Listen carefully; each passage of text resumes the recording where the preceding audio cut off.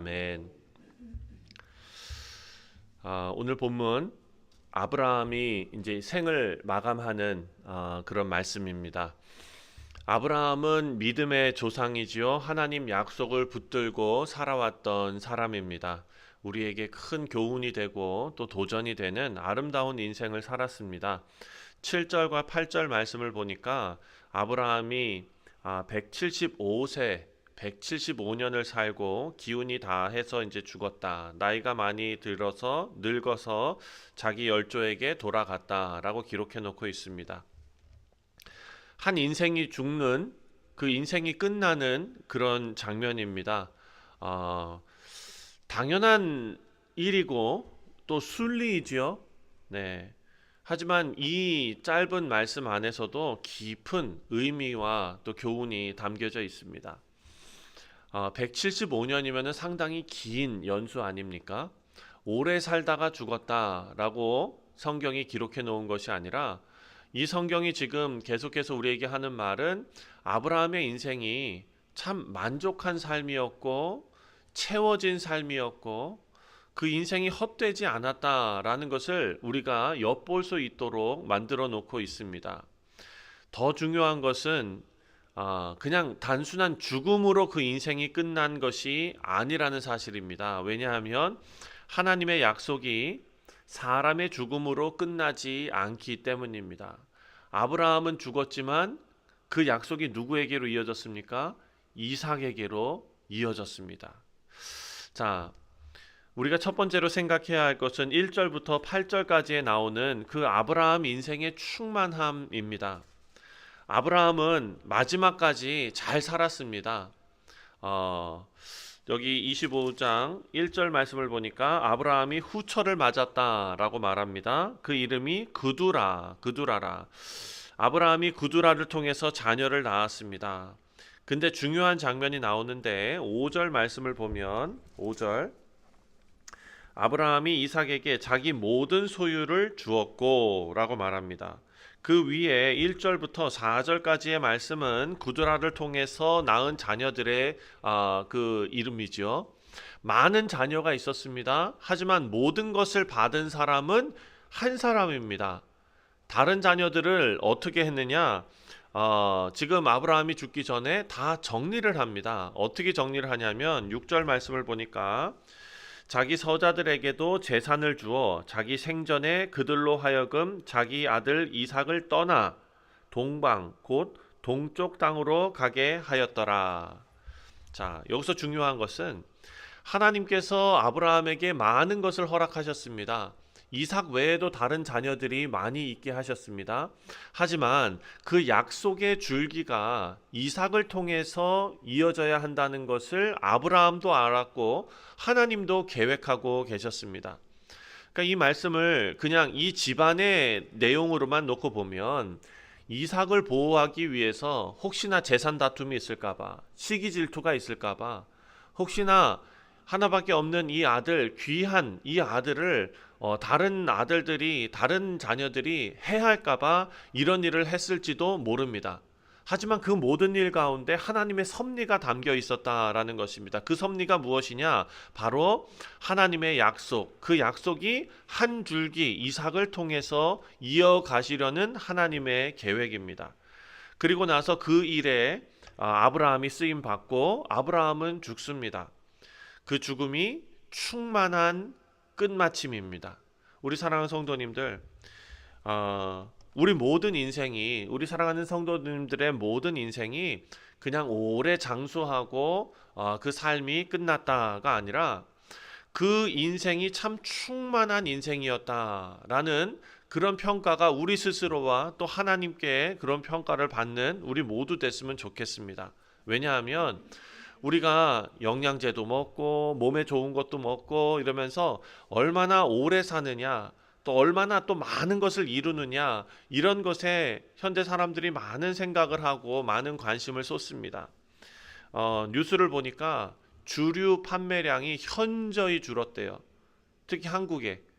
예, 옛날에는 뭐 회사 가거나 아니면 대학교 가거나 그러면은 뭐 부어라 마셔라 하면서 그냥 사고도 많이 나지 않습니까?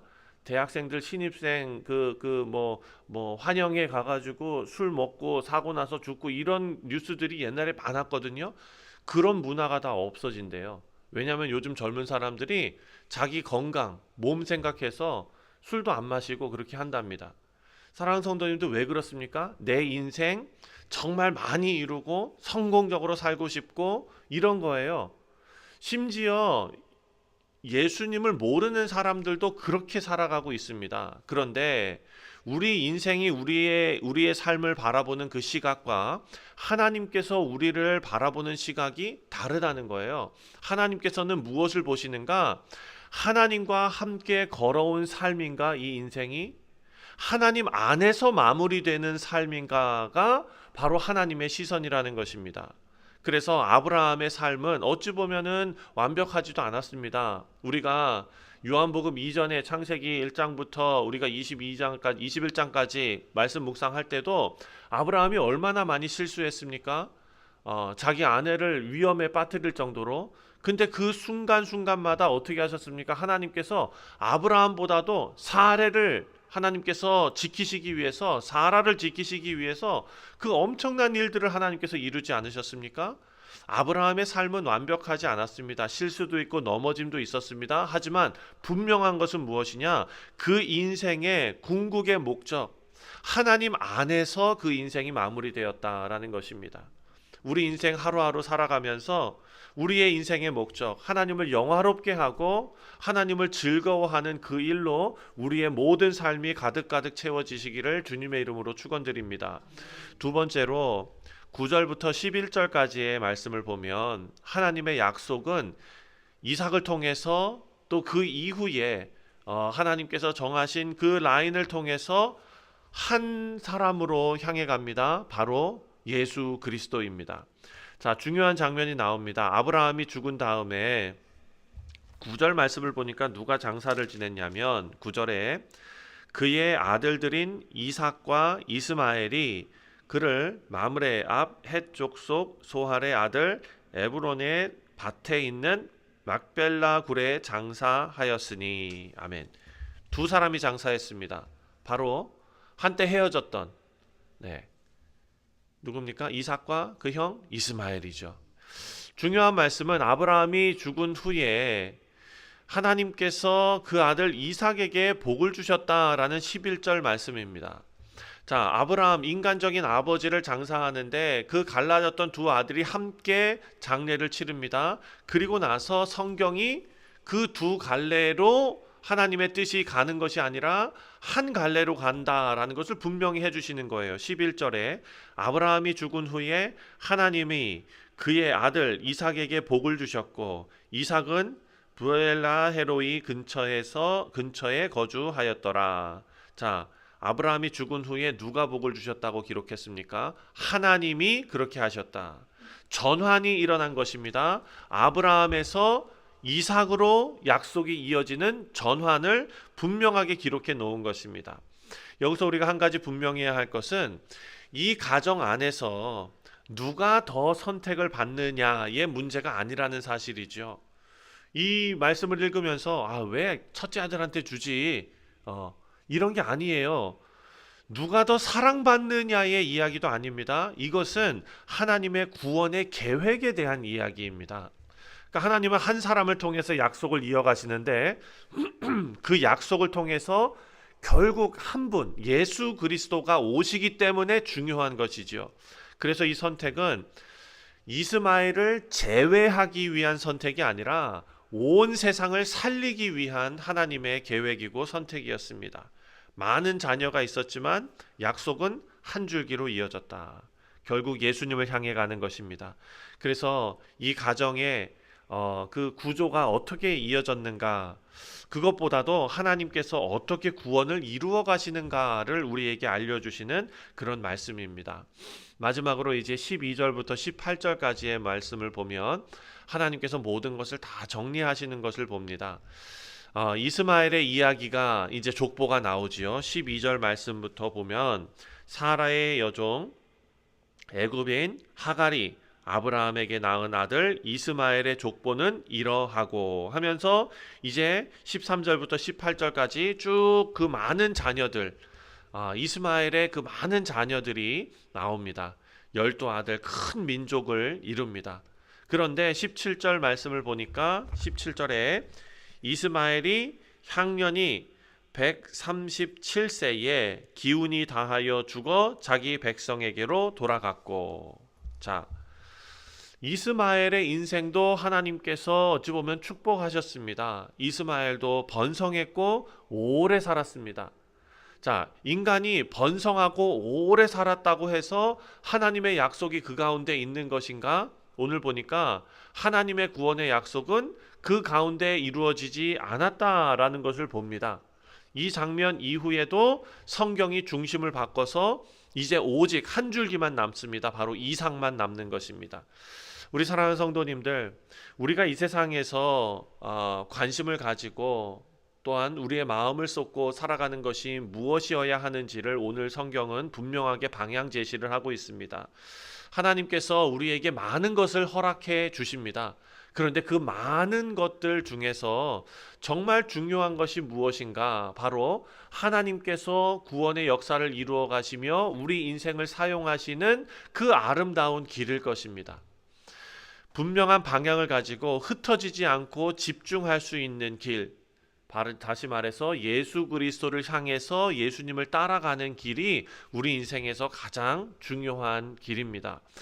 이 흐름을 따라가면 성경 전체가 한 방향으로 계속 따라가고 있습니다. 아브라함, 이삭, 야곱, 그리고 이스라엘. 자, 결국 예수 그리스도로 이어지고 있는 것입니다.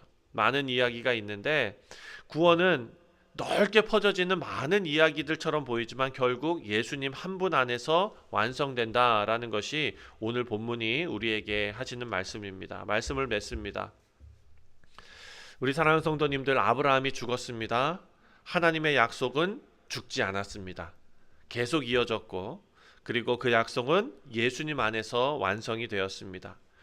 우리 믿음이 우리 인생이 얼마나 크냐, 그것에 목매어서 정말 그 성공만 바라고 가는 것이 아니라 우리가 하나님의 그 약속 안에 있는가를 우리가 생각해야 한다라는 것입니다. 그 끊어지지 않는 약속 안에서 정말 반듯하게 서 있는, 굳건하게 서 있는 우리 모두의 인생이 되시기를 주님의 이름으로 축원드립니다. 기도하겠습니다. 하나님 아버지, 우리 인생이 헛된 것으로 끝나지 않게 하여 주옵소서. 아브라함이 그 인생을 살고 그 인생 속에서도 많은 실패와 실수가 있었고 또 부끄러움도 있었습니다. 믿음의 순간도 있었고 성공의 순간도 있었습니다.